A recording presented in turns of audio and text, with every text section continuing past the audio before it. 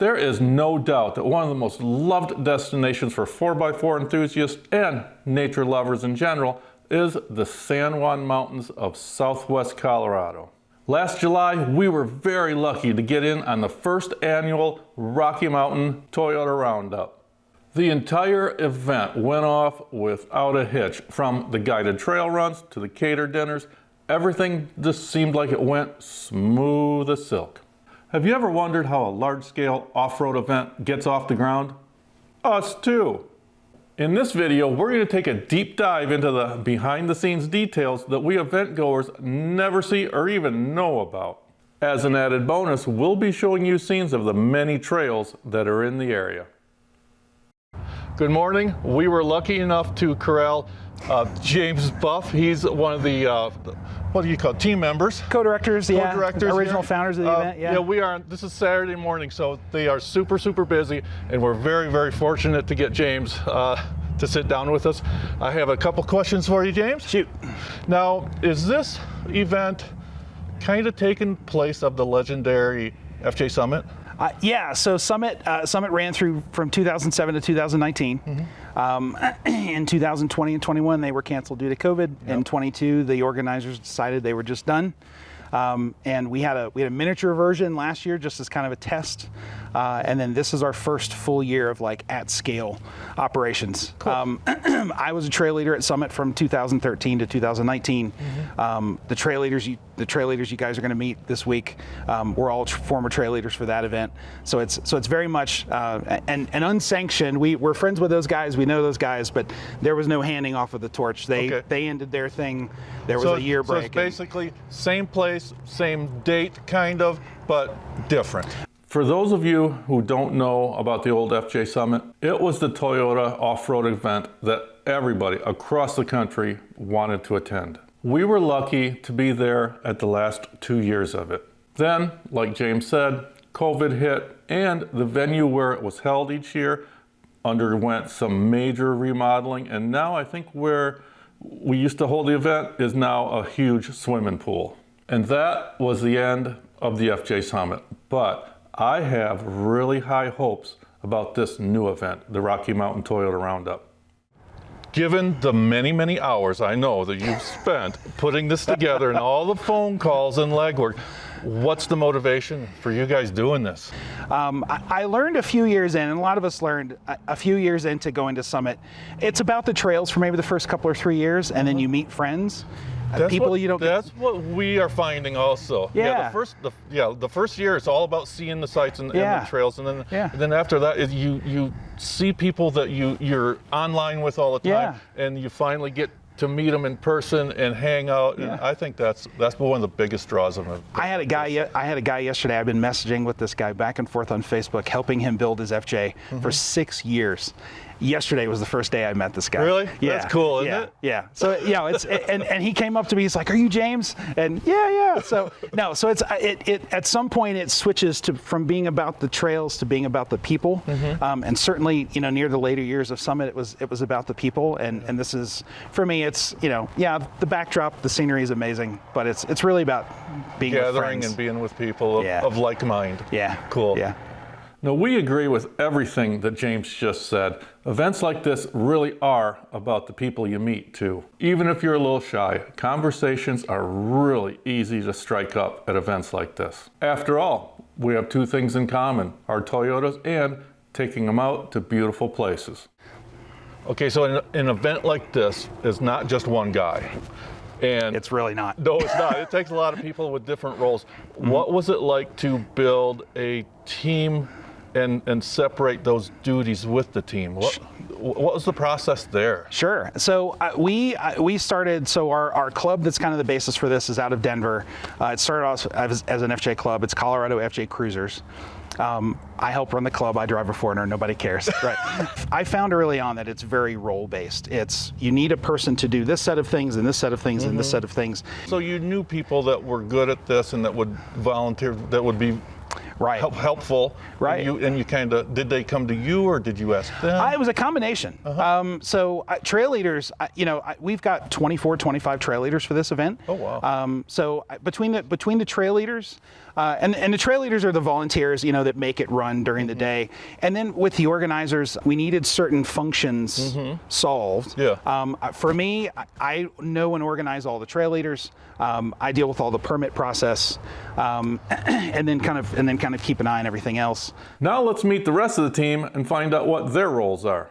All right, we happen to be able to corral the whole rest of the gang here.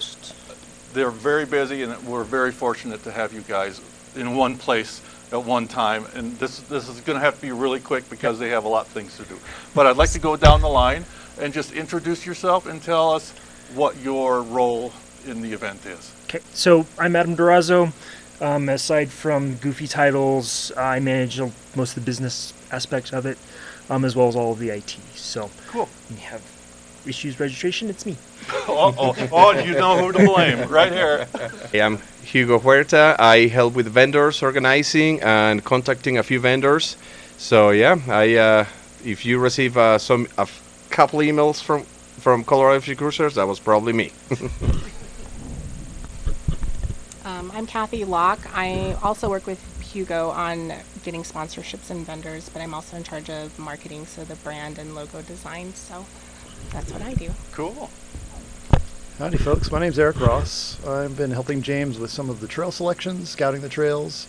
I do safety briefings with all the trail leaders, and I've been doing some of the recovery training and some of the sort of basic four-wheel drive stuff for the new folks that are coming to the event. I'm Alina Navarrete, and I do you like. gotta say that one again. Oh, Alina Navarrete. Okay. I do like all the photos and video and everything. So like if you see stuff online that's like photography, it's usually something I've done. Cool.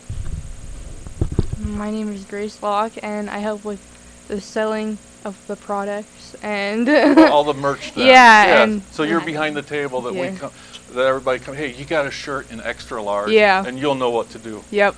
Perfect. In order to hold guided group trips on public trails, permits are needed. Let's go back to James and learn more about that process. Okay, I'm sure that the permitting process for the trail runs through the sanctioning bodies here. I'm sure they had some rules in place. Can you tell us, like group size? Was there a group size limit in that? Yep. What can you tell us about that? Sure. So BLM, which owns everything east of 550 and south of Ouray, BLM set our group limit at 10. The rest of the Forest Service, national forests around, kind of agreed with that. So that's our size there. They did put a little bit of a time range on it, so how compressed we could put the groups as well. We worked with them all of that stuff. In terms of routing, so I made sure that we didn't have two groups get to the same trailhead, because some of the trails, so Mineral Creek, for example, we're running 5 groups an hour up Mineral Creek. So I staggered the groups to start to make sure that they didn't all get to the same trailhead at the same time. But that'd then be a big parking lot. Yeah. and it historically has been, and as we get higher up Mineral Creek, then those groups start to split off, and then their spacing starts to work a lot better. But but no, working with the Forest Service and BLM on this, we did have those restrictions that we had to coordinate with them on. Yeah. Okay. Were there some disappointments when you were going through the permitting process? Was there some disappointments that you didn't know that were coming, and you thought, oh darn, and now then have to regroup and approach it at a different angle? Does anything like that happen with the Forest Service and BLM? Sure. So there are a lot of groups that are trying to use the mountains up here, and this is a busy place. It is. Yes. Ouray is kind of like the hub of this area where all the off-roading groups and friends all gather and go out. Right, and it's Jeep groups, it's Land Rover groups, it's the Bronco folks, it's runners, ultra runners, which I don't know why you would run somewhere you could drive to. Our daughter does that. Yeah. Well, so we don't understand it either. Yeah. Well, so we are actually we're using Imogene on Friday at the same time as the Ouray Ultra 100, which is a running group that runs 100 miles and has 40,000 feet of elevation gain over the course of their track. So one of the things we had to do when the Forest Service was evaluating permits was they saw that we were both trying to use Imogene on the same day. So I had to reach out to the organizer of that event and look at their maps and look at their schedule and see where they would be at certain times. And we did a small reroute for part of Imogene. So our normal route was actually going to be us running smack dab into all these runners. And we didn't want to do that, and the Forest Service didn't want that. So I talked to the organizer of that event. I said, hey, for my groups that were originally going to impact yours, I'm going to run them through this little detour just for this specific day. And then we worked it out. And the Forest Service listened to both of us, and we both said, yep, I think we're both fine. Well, that's cool. They could live with this reroute. We could live with this reroute. But yeah, but it's very much, I would say the main challenge of planning an event, especially of this scale in a public space like this that we have to share, is identifying those conflicts and then figuring out how to resolve them so that both of the events can happen. Yep, just working with everybody, other groups, with the Forest Service and all that. Yeah. It's, God, thank you for doing that for us. I don't know if I'd want to. One thing that makes the Rocky Mountain Toyota Roundup a little different than other events is how the sponsors and vendors are integrated into it. Let's hear a little bit about that. So next up is we have noticed that there's a little bit of a difference with how the vendors interact at this event. And I would like to have Hugo and Kathy talk to us a little bit about that. So our idea is to kind of let the sponsors sponsor trail runs versus having big tents and canopies everywhere that they have to manage and watch and protect and take down. And we've tried to contain it within this space and provide tables so they can just talk to people one-on-one. But the trail sponsorship is where we feel it's really the most important. They get to have one-on-one time with like 10 vehicles at a time for most of the day over a period of 3 days. And we're trying to prevent an expo experience. We don't want millions of tents and people wandering around aimlessly. We just really want to focus and hone in on keeping it personalized and intimate. So. Okay. What do you think, Hugo? No, that's absolutely right. Yeah, and also from the vendor perspective, we want the vendors also to come to these events and have fun. We want them to bring their vehicles, their company vehicles, and actually use them instead of being stuck in a booth for the whole week. Interact directly, face to face with customers. Yeah, be out with everybody. Exactly. Be part of the whole Create thing a instead relationship. of vendors over here and the participants over here. It's really Exactly. about building that Everything relationship. together. Right, exactly. That way they have that face-to-face interaction. And the best thing for vendors is that they can feature and display their items in action. So that way they can see how everything works, So it's pretty cool. I'm glad the vendors are having a lot of fun. At the event, we were very fortunate to have Eric Ross from Colorado 4x4 Rescue and Recovery. Not only is Eric a very experienced trail leader, he's also a vehicle recovery trainer. During one of the nights at dinner, he put on an incredible presentation on how to stay safe on high mountain trails. He also gave us a glimpse at what type of recoveries he and his colleagues have to deal with. In addition to that, he also did a hands-on presentation before the dinner. We see all the horror stories, Jeeps rolling down Black Bear Pass and all that. How dangerous is it? Somebody coming from the West Coast, from the Midwest, coming out here, never been in the mountains before. Is it really that dangerous for them? So, every trail has its own risk, right? Even some of the trails around here that are considered to be easy trails. I think the Alpine Loop sort of fits into that. It might be dirt road in some places, but at the same time, it might be a shelf road that has a lot of exposure. And if you have a little bit of inattentiveness and you slip a wheel off, it may be an 800-foot roll down a hill. So a lot of what we're talking to people about is situational awareness and, knowing where you are, following the vehicle in front of you, paying attention, right? Yep. The vistas are beautiful around here. It's really easy to be driving like this, It's right? You're very easily distracted. Yeah, and I think most people aren't used to that level of exposure. Yeah, it could be dangerous, but you've got people there that can. Yeah, there are people that are telling you where to put your tires. Follow me. This is a good path. Inexperienced people go behind experienced people, and we try to keep it at the level that they're comfortable with. Yeah, and you're very, very welcoming to people that have no experience. Oh yeah, those are the most fun people to have here. It is, isn't because it? To see their smile. Yeah, these are some folks are people that they just bought their vehicle literally last week, and they come up here and they've never been to this part of the country before, or at this elevation, or seen these vistas, and so we get to see all those light bulbs pop off and the smiles on their faces, and then the occasional like blanched face when they see The white knuckles. the white knuckles. But that's all fun, and everybody comes back at the end of the day and gets to tell stories, and, Good, and good, it's a good. good time. Good. Okay, I've got one more question because we have to run. People are going to start coming in for dinner. I've got a question for each one of you. We'll go down the line. I'd like to ask you, after all the dust is settled, after the event, a few days from now or a week or 2 weeks from now, like when you get home and you think, wow, the event, I really got this away from it, or really felt this way about it, and something positive about it. So I'm going to jump in first. I'm going to take everyone's answer because I have the answer. It's that enthusiasm from the attendee. For me, I used to, my role before in other events was the trail leading. The best feeling ever is getting that person that hasn't done something like this before and just getting that energy out of them when they've accomplished it. So the best thing I got of it is, besides being in the industry, when I started working in this industry almost 10 years ago, I'd made myself a promise that I was going to help as much as I could to this community. And I hope I'm doing a good job still, staying in touch with everybody. And I gain, personal friends, like I consider family out of this community. And like he said, like Adam said, the best feeling is to bring a new guy, from Texas, California, anywhere, like I've never off-roaded in Colorado. They told me it's beautiful. Well, follow me. Usually we try to pick the easiest lines.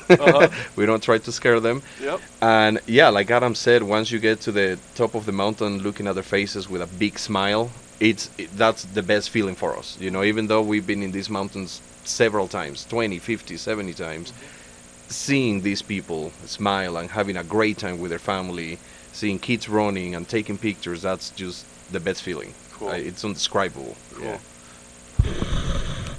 I'll agree with all of that too. For me personally, I started out as 7 years ago, I guess. I don't even know how long it's been. I bought my first set of Bilstein shocks from Hugo because I knew nothing about off-roading.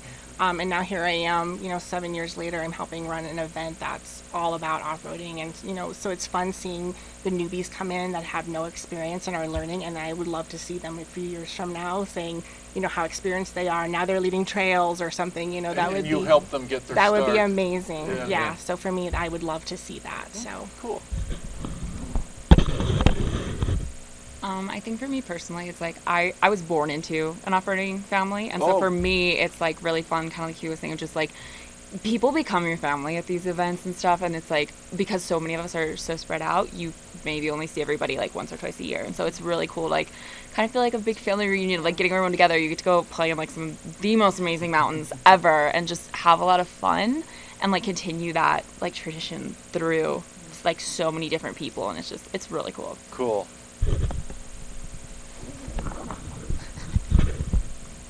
All right, echo. So I'm an educator at heart. I've been teaching or training in some vein for going on 25 years. And so the ability to bring that to the new people that are here or our drivers that are leading trails on the driving side of the recovery side, and seeing people with light bulbs pop on and they're driving something really difficult and give them a little tip or trick and watch them like see, and some understanding of like, oh, that's how the mechanical systems in my rig works. All of that makes me warm and fuzzy because hopefully I've made them safer and they're able to have more fun at the same time. And this tool that they have, that's their rig, is something that they can go use to have fun even more than they did before they came here. Cool. I think for me it's just like getting to meet new people and then seeing them come back each year and selling them stuff. Yeah. More stuff. There you go. So what I'm getting is it's all about the community. Yes. And seeing everybody that that you see only maybe once or twice a year, and bringing new people into the community and seeing their smiling faces and seeing how they react and how they just so much enjoy being let into the community. And then, yeah, well, thank you very, very much, all of you. This has been great, and thanks again for your service. We put a link to the Rocky Mountain Toyota Roundup down below, and we hope to see you there next year. If you found this video informative, please hit that like button, and we hope you consider subscribing to our channel. Thanks for watching.